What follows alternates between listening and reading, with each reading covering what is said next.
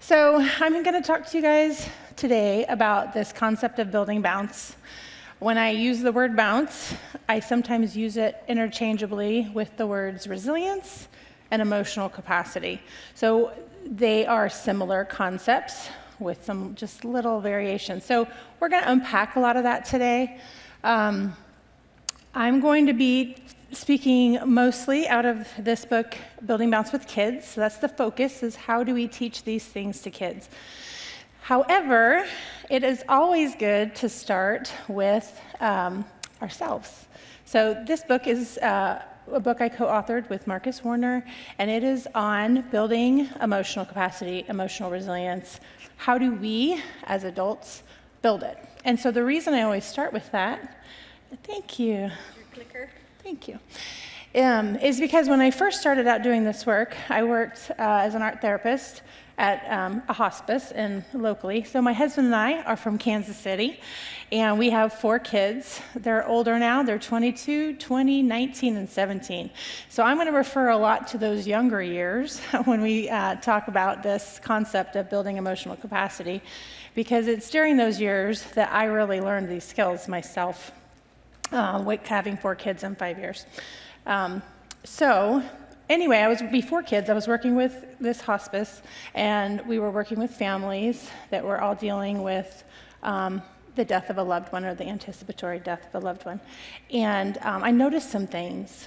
Some families just had the strength, and they seemed to grow through the experience, and they seemed to get stronger and more connected. And some families fell apart and didn't function, and it was harder on that family. And so I started asking these questions.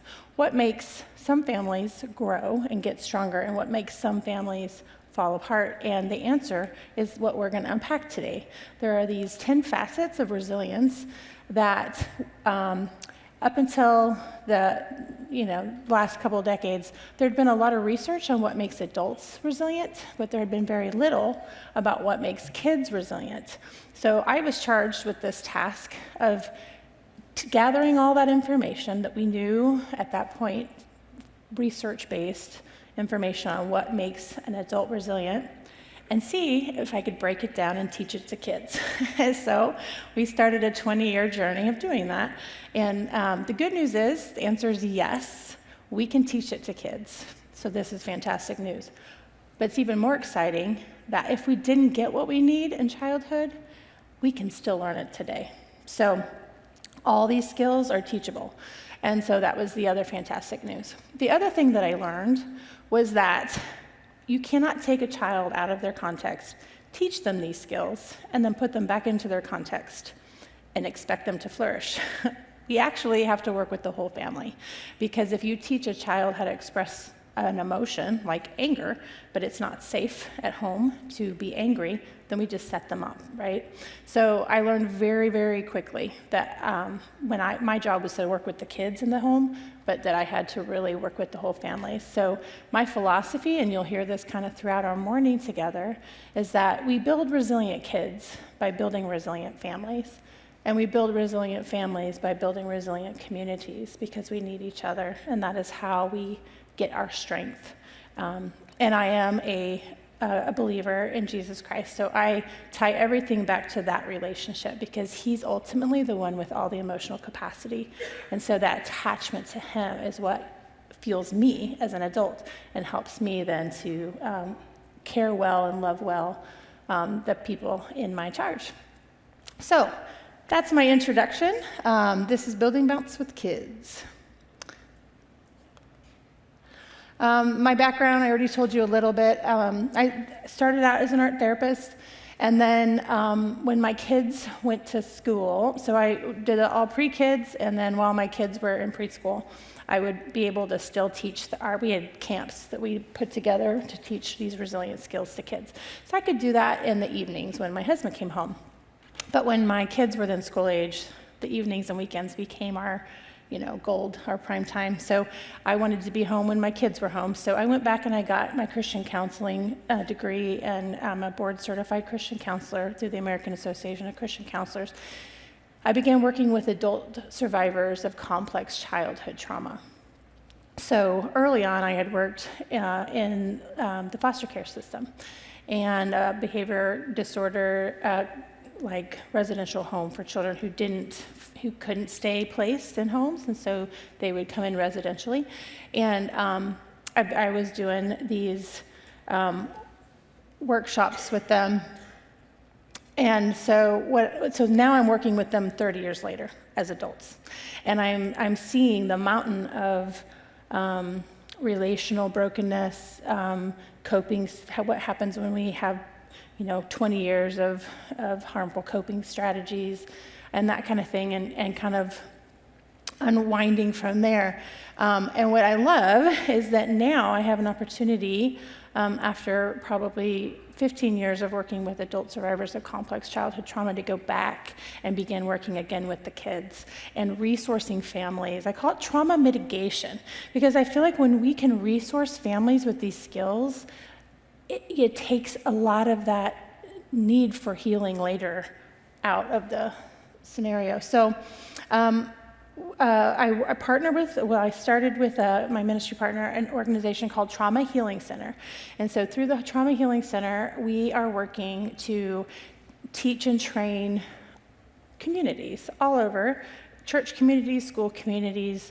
We partner with a chaplain with Overland Park Police Department, first responders, our frontline workers, counselors, those who are directly impacted by trauma as a responder. So secondary traumatic stress. And if you work in a field where you bear witness to the suffering of others, then you also have this secondary traumatic stress, where we do a lot of working on how do we stay out of burnout, how do we recognize what's happening in our nervous systems, so that we can keep ourselves serving well, suffering well, and doing the thing that God has called us to do. So that's what we do through there. And this is our mission, is to resource families and communities to build resilient kids. And these are the two resources. So that's Building Bounce. This is for adults. I speak to MOPS groups all over the place, and they always say, well, where do I start? And I always say, start here. Start with yourself, because the more resilient you get, this is stuff that's caught, not taught. The way that God wired our brains is that our kids learn from us without even consciously knowing that they're learning from us. And so the more resilient you become, the more resilient the kids in your life will become. And this is a daily journal that you can do in a small group if you want to do this together, because we really do grow in the context of community and relationship. And I know that can be a difficult concept for some. I work with complex trauma survivors, and so I just want to acknowledge that if your nervous system has learned that connection is not safe, take it slow. Don't put that pressure on yourself to feel like you have to go out and find a small group and be vulnerable. That can be really scary. But you can begin to develop that relationship with Jesus and begin to foster that sense of connection in your body, that connection can be safe. And then I will work one-on-one with folks all the time to start to build that with other people. And then after a couple years of work, that nervous system has learned, okay, connection can be safe, and then they're ready to go enter into a small group somewhere. So that's part of what we do at the Trauma Healing Center, is help prepare people to be in communities, because we so firmly believe the power of being in community. So those are just some resources that I wanted to make you aware of. So this is what we're going to talk about today. And you guys have all this, because Lynn has made some beautiful notebooks for you. And also, I want you all to know that I love to be interactive. I love to hear your hearts, the things that you're doing, and answer questions. So please know we're going to do a lot of questions throughout. So if you have a question, just write it down so that you don't forget it, and feel free to ask when we do some Q&As. So session one, we're going to be together about 3 hours. Session one is going to be devoted to just understanding what is Bounce and how do we build it. Session 2 will be the practical ways that we return to feeling like ourselves after being overwhelmed. And then session 3 is going to be very specific to the kids' manual. So if you are a teacher or you work in a church with kids or you have kids or you have grandkids, this is just really practical ideas of how to teach these concepts to kids through art and play. So I told y'all I was charged with the how do you teach these things to kids, and this is what we did. We ran this in our programs for 20 years, but we also taught them to many other organizations that worked with kids, even international humanitarian organizations that worked with kids in really high trauma areas. And we found that it is statistically significant results that you can teach these things to kids, and it will increase their sense of resilience, but also it increases the resilience within the community. So this is my why. This is kind of why I do what I do, but it's also why I'm here today, because life can be really hard. I think we all kind of know that. And we can all use more resilience. So we can do life well, suffer well in all seasons, and have joy in all things. We do this through an embodied, meaning in my body, I can feel the shalom and peace of God because I have an embodied, abiding attachment with my Heavenly Father. And that is the source from which I have learned all these things, but actually it's the source from which I've taught these things to my kids. Again, these skills are taught, not caught. We pass them on without words. And then Jesus' mission was to be with us, to heal the brokenhearted, set the captive free. And this term undue aloneness is what I believe our mission is as the body of Christ, is to undo aloneness. The difference between suffering and trauma is often whether or not I feel alone in it. So when I sit with those adults who have suffered terrible, horrible things, and we go into those scenes of harm, it is the aloneness that did the most damage. Not even the abuse, but the aloneness in it. And so when we invite Jesus into those places and they feel a felt sense of presence, that I wasn't alone, and now I'm not alone because you're here with me, that is what undoes that aloneness. That is what heals that pain, that trauma, and begins that healing journey. And so each one of us has the power to be that for somebody. This is a really hurting world, and you don't have to go very far to run into someone who's really hurting.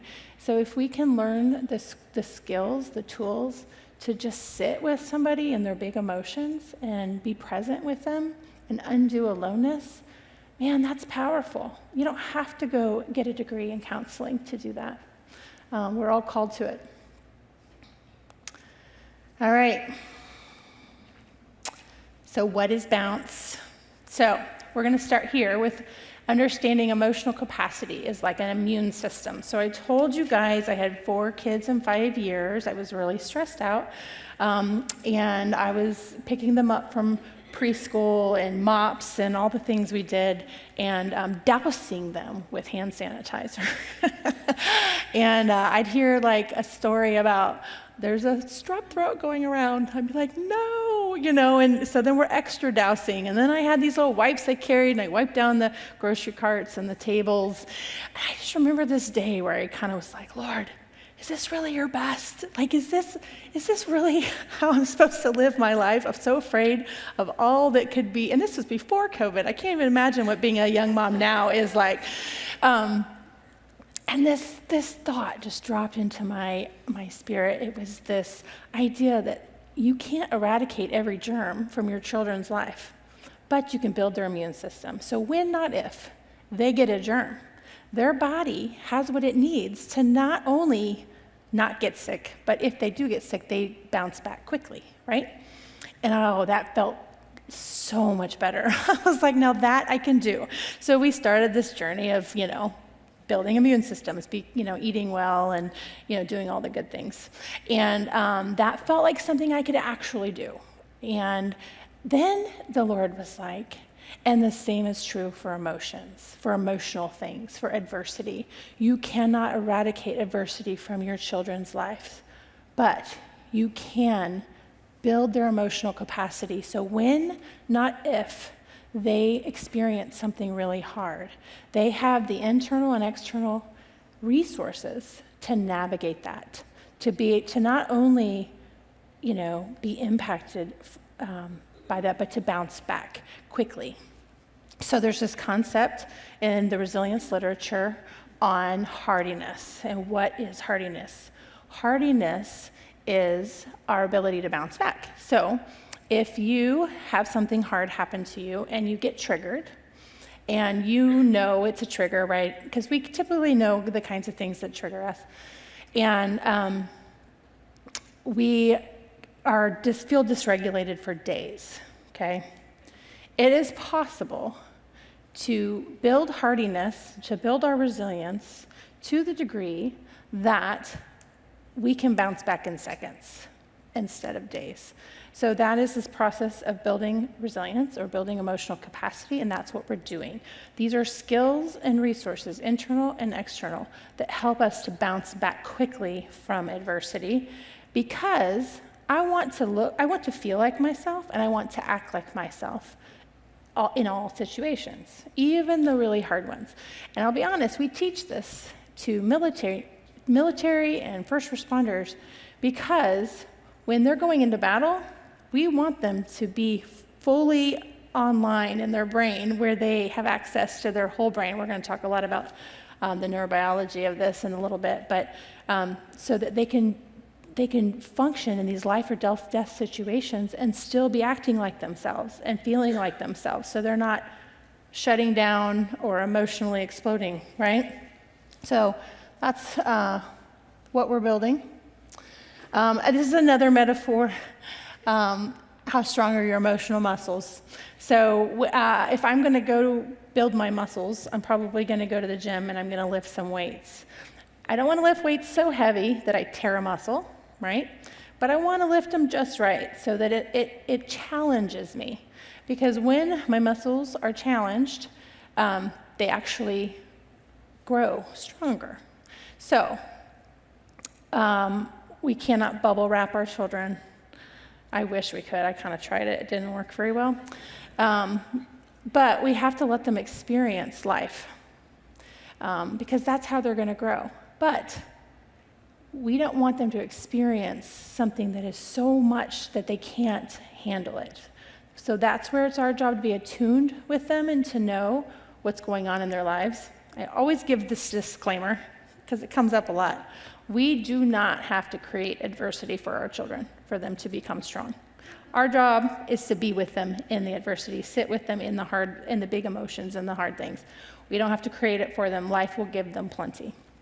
But there is this beautiful concept of the stronger I am, the more I can carry before I fall apart, shut down, explode, those things. And this is our final little picture here of emotional capacity. How much weight can I carry before I fall outside of my optimal functioning zone and shut down, meltdown, or explode? So this little guy had his stressors of finances, family, health, and work, and then COVID came, and now he had all those other little bricks added on top. We see this a lot with our caregivers in our communities. Almost daily, I feel like someone has come and secretly said, I think I'm considering retirement. I didn't sign up for this. This is hard, And so we just have so much compassion for how much people are carrying right now. And we just really desire to teach some of these things so that we can keep people doing the jobs that they're created to do. All right. So how do we build balance? So the first thing we're going to talk about is building a secure attachment, a foundation. So if we're building a house, you start with that foundation. It is super important. And then we're going to talk about how do we come back from overwhelm. So building a big, strong joy foundation, and then how do we return to joy after we become overwhelmed. So this building a joy foundation has two components to it. The joy component, that high energy, fun, relational, I'm happy to be with you joy, and then this quiet or this rest component. What's interesting about that is that the connections and the joy builds joy, but the rest builds trust. And both are so equally important. And it's so interesting because I have people who will often say, well, I had a ton of joy in my home growing up. I felt connected, but I still live with so much anxiety and I'm not sure why. And then they will realize it's because they didn't really learn to quiet. That's the part that they didn't get. So I'm very heavily influenced by the life model, and also by like Daniel Siegel and his work, working with kids. And so I'm just telling you all up front, a lot of this is life model material. I'm happy to share with you if something like is really you want to learn more about that, which resources to go to next. So make just a little in the side notes of your thing if there's something you want to learn more about, and I will kind of point you to that life model resource. Or actually, Lynn is probably an excellent resource for that as well. So this learning to quiet and rest is actually what builds trust. So it's equally as important. So what is joy? Joy, neurobiologically, is relational. We can experience joy when we're on our own in nature, just in experiencing something good. But if we don't have a foundation, a joy foundation, then we cannot, they're connected. In our brain, what lights it up is relational connection. Interestingly enough, we are born with the drive for connection, but not the circuitry. So a baby, the very first thing is looking for eyeballs. They're looking for who's happy to be with me, because they have that drive for connection.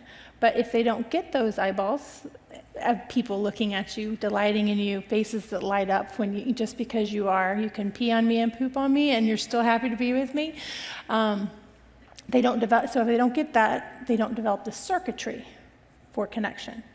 So I use this hand model a lot. I will use it throughout. This represents the brain. Down here is the attachment center.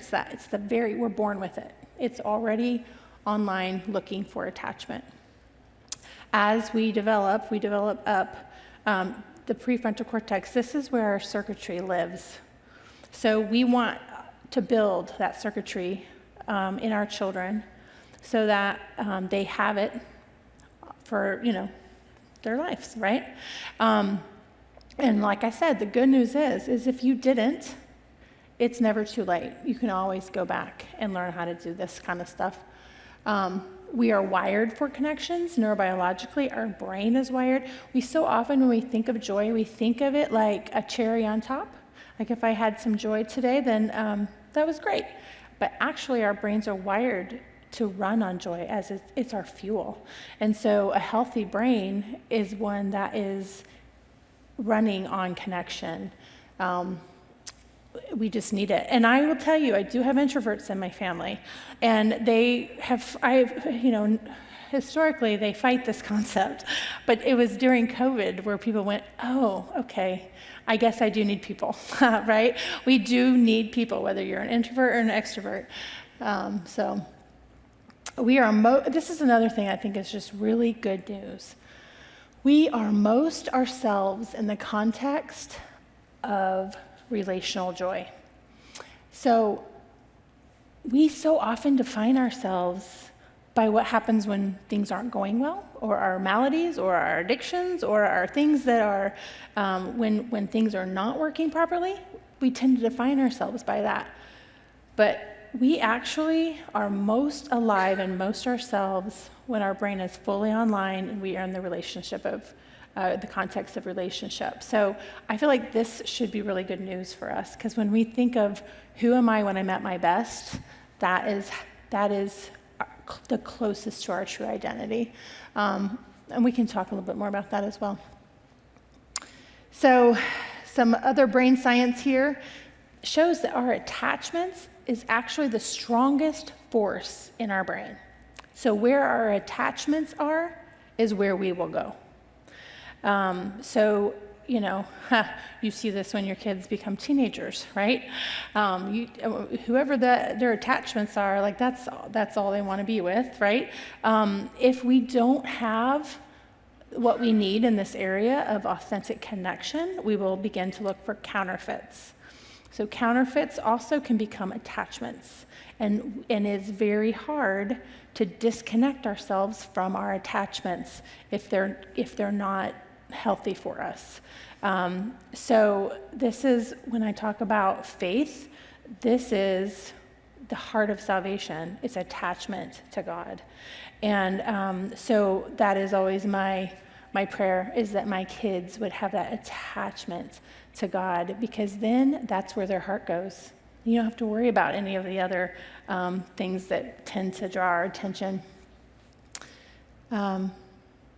It's also, this attachment is what anchors us in a storm. So the joy of the Lord is our strength. Why? So if we're building a house and we have a very firm foundation, all of our wiring in our home, think of the wiring in the home like the nervous system, is wired and grounded in secure attachment. If my foundation is not secure, then all my wiring is not secure either. So we're going to talk a lot about the nervous system, but when I'm going through a hard time, when everything feels disrupted, if I have that firm foundation, I can feel that in my body, that even though things are hard, I'm going to be okay. So in the resilience research, there's a ton of literature on these two concepts of hope and optimism, and these are where these are built. So optimism is a general sense of things are going to be okay. We learn that because we have secure, connected relationships, and our bodies can feel safe and secure. Okay? So no matter what happens in life, yeah, that might be bad or it might be scary, but I have what I need to be safe and to be okay and to be loved. So that's really why this is the foundation, because it grounds everything else. And then the second part is hope. Hope is having a plan. So we are going to talk about that as we go. The power of having a plan in building resilience. All right, those are some pictures of rest. I mean, it's just quieter, right? It can be words or no words, but it's just being at peace. We're okay. We're just hanging out. All right, so how do we build these skills? At the A, we do this in ABC. This is from the book Building Bounce. ABC. So A is the appreciation, quieting. When we build this ability to be gratitude, to have gratitude, it's like a muscle. So it's not our default. We have to kind of train our brain what to focus on, and to focus on things that are good. I tell the story often about the time that we went to go buy a new car. And we go to the car lot, and we pick something out. I'm like, I like that. That's a great car. I liked the color. It was a minivan. And then on the way home from the car dealer, I realized that like every third car on the road was this exact same make, model, color. So for the next 10 years, I had to look for my sticker on the back before I got into my car because it was such a popular car. And my brain was not trained to pick up on that before that day. But after I bought it, suddenly my brain was picking up on all of them. And that's an example of how we can train our brain what to focus on. And so when we spend 5 minutes a day doing some form of appreciation, then we are actually building that pathway in our brain, and it can become our default. So my brain used to look for all the potential danger or all the problems that needed solving. And now my brain picks up on the beautiful flowers, sunsets, the birds. So I have retrained my brain to appreciation. And also that quieting is, like I said, there's the joy and the quieting. So those things, it's like a joy workout, right? It's what Marcus calls it. And then our beliefs. So we all kind of know this, that our beliefs really drive how we see the world. And so the importance of what we believe and how we function. So the cognitive processing stuff we're going to talk about a little bit, but we don't have the time to go in depth in that, but it is in the book, and it gives you some ways of identifying what stories am I telling, and are they true stories, and how do I check? How do I say, hey, so I kind of feel like you're mad at me because of the look you gave me this morning. Can you help? Is that right? Is that accurate? No, I'm not mad at you at all. I just had a really rough morning, right? So that's a narrative check. Just kind of just checking my story. And then also reframing, so recognizing when we've spun into kind of a ruminating about something that isn't even a real threat. So those are kind of the ideas there, and we'll talk a little bit more about that. And then we're going to really focus on this C, this connections, social supports, and healthy relational skills, the RCs. So those are the skills that build balance. As we build balance, we build our joy strength. So, like I said, we're not born with this circuitry. So if you didn't get a lot of that happy to be with you when you were in those first couple years, you might have only a teaspoon size capacity to handle not only joy, but all the other emotions as well. We can't separate out our emotions. I wish we could, because then we could not feel these ones and just choose to feel these ones, but we can't. They all kind of go together, so it's directly proportionate. So how much joy I can hold is directly proportionate to how much suffering I can hold, right? So there's just a correlation there. So that we want to build, and we see this all the time, working with kiddos who've had trauma. Parents will say, I'm just going to love them whole, right? I remember my first year working at this residential home for children with behavior disorders. I had my mentor, the lady who was teaching me, was like, you just get it out of your head right now that you're going to love these kids whole, because that's not how it works. I was like, okay. But this is why, because you can't pour a pitcher of water into a thimble. So what you do is you build their emotional capacity. As you're building their strength, their emotional strength, they're going to be able to handle more joy, more connection. If you try to connect with a kid who doesn't want to connect with you, it doesn't work very well. So they could, but the more they build, the more connection they can handle, and the more stress they can handle as well. All right, so good news, we're never too old. All right, so this is our first little stopping point. And you guys are free to use the restroom, get a refreshment. I'm going to do a prompt with you, so you can take a few minutes to do this, and then whenever you're done, you can go take your break. We're just going to take we're going to take like 10 minutes for this. But this is a journaling activity that we do often, and it is designed to help your start to construct a joy appreciation memory. And this can be used as your daily 5 minutes. So if you decided, hey, I want to build more resilience, I want to build more joy, I'm going to spend 5 minutes a day journaling about something that I appreciate. This is a great way to do that. It's also a really good way to have a resource in your back pocket for if you're feeling stressed out or you're having kind of a rough day.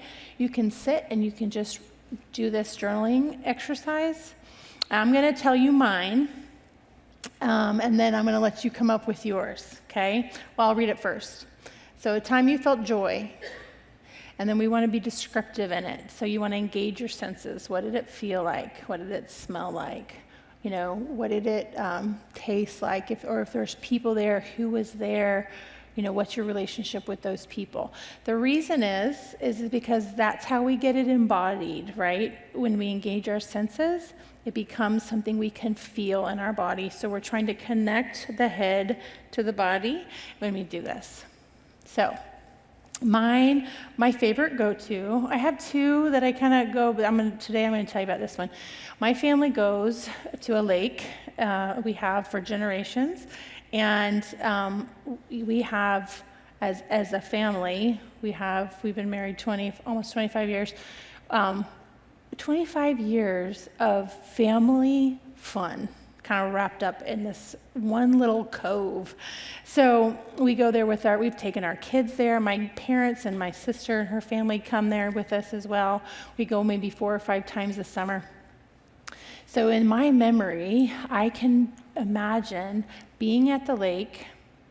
We're floating in the water. I can feel the sun on my skin. I can hear the music. We have a lake playlist, so it's oftentimes the same music over and over. I can hear my kids kind of laughing and, you know, wrestling and having fun. And I can see the birds and the blue sky, and I can really just immediately feel at peace. So you guys can either use mine or you can remember your own. And you can write it out too, if that is good for you. And then when you're done, feel free to take a little break.